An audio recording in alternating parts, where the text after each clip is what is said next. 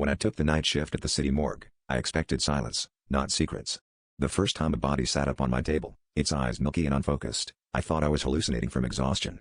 But when its lips moved, forming words in a language I shouldn't understand, words that made my bones vibrate with recognition, I realized I wasn't alone in a cold, sterile room.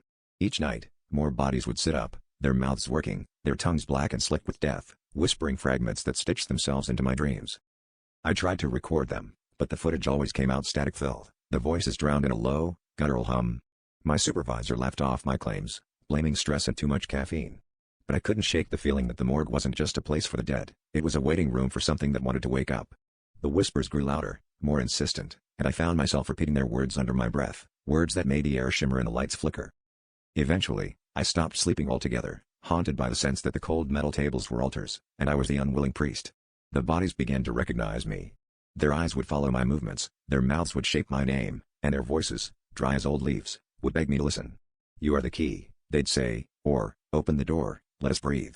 I didn't know what door they meant, but I could feel it, an invisible pressure behind my sternum, a lock twisting open. Last night, a new body arrived, someone who looked strangely familiar.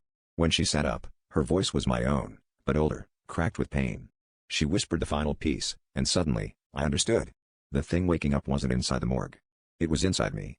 And as the cold crept up my veins, I realized I was no longer just the caretaker of the dead, I was their voice, their vessel, and tonight, I wouldn't be clocking out.